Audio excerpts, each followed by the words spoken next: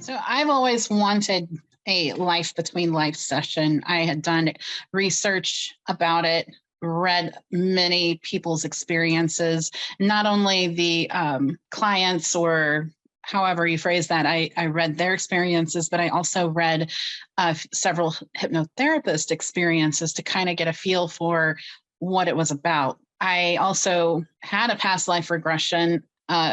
Through a professional. And then I also did a few alone that were kind of enlightening. And so I wanted to go deeper. I wanted to find out what it was like in that place, questioning my relationship with my wife, why we are together. We were going through some really difficult times, and many people question why I remained.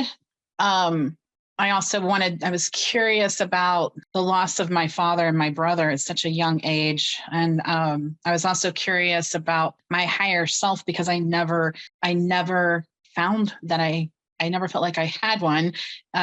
What always came through was the Ancient of Days, which later Julia and I found out that was my higher self kind of playing a practical joke on me and saying, yeah, I joke with you about that. And I just called myself the Ancient of Days just to kind of jack with you. Just call me Jack.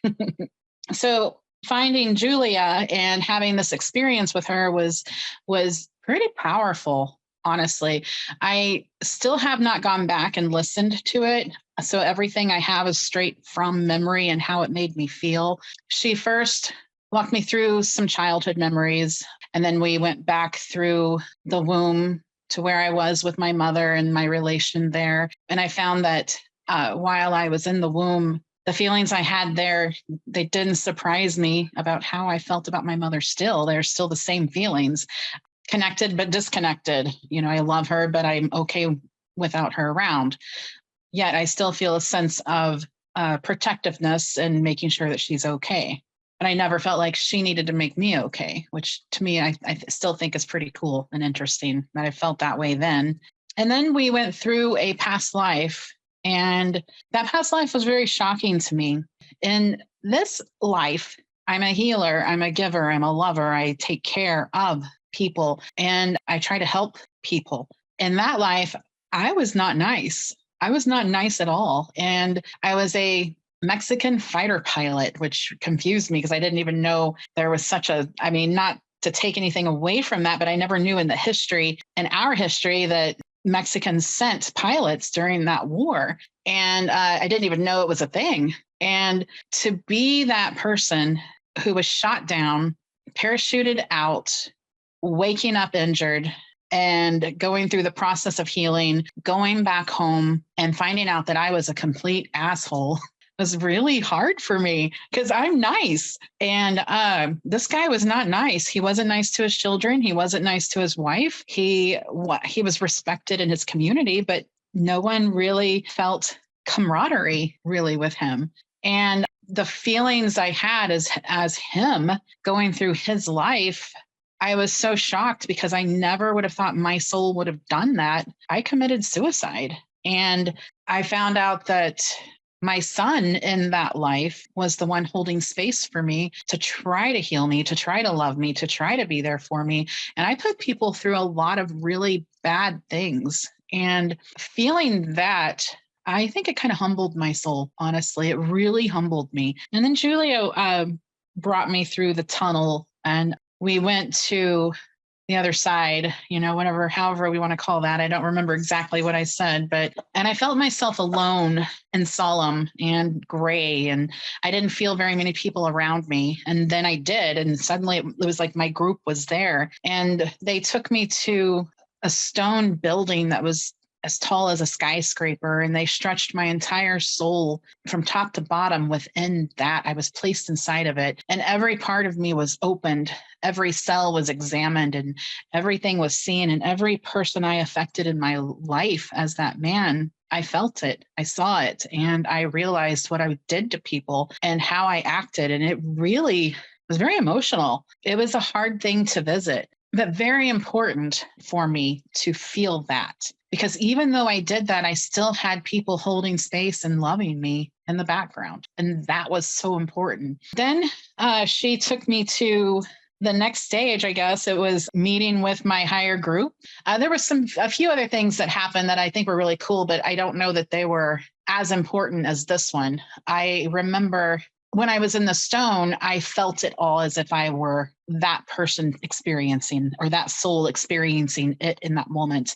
The next stage, I felt like I was watching myself become encoded with who I was to be now. I saw my soul stretched out like on how the Native Americans skin a buffalo and they have it all stretched out on I forget what, scaffold or whatever. And my entire soul was stretched out on that. And I remember watching as light was being encoded within my soul. And so I'm in the background watching it happen to me. And then there were also TV monitors, it seemed like, where I was able to see or make choices and choose what was going to happen. And we were talking about it. I couldn't hear what was being said, but it was like everyone over there was talking about what was happening and being placed inside my soul. And I thought that was so cool. And then when we spoke to Jack, my higher guy, and he let me know he was my Ancient of Days, I thought that was pretty funny. It really, really was funny. And when it kind of all came together that in my life now, I had to be the one who was holding space for my wife for some of the things, and not that she's not an asshole like I was in that life. There were things in our relationship that weren't perfect, and there were actions that were taken that didn't feel good, but I was the one holding space for her healing, for things that she needed to experience. And so by having that come through, that someone held space for me and I agreed to hold space for her, it really humbled me again. And it made me feel empowered in who I am now. And I like it. And I feel a little bit more freedom. I don't feel chained or hooked or made to be here. I did it because I chose to, and I feel good about it. And so the whole experience was the hours that it took to get from A to B didn't exist while we were in session. And I didn't notice the time that had passed until at the very end. That's when I felt the time pass.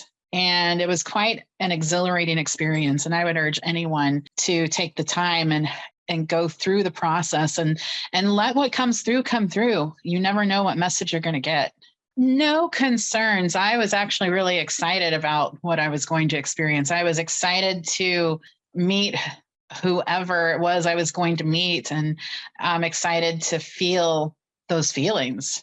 And I can't say that I recall. I mean, there's always a little bit of nervousness. What's going to happen? Is something going to come through? Am I going to see what I want to see? But no, I can't say I was really that concerned. I was more concerned about things that were happening in my current life. And I've already referred Julia out to so many people.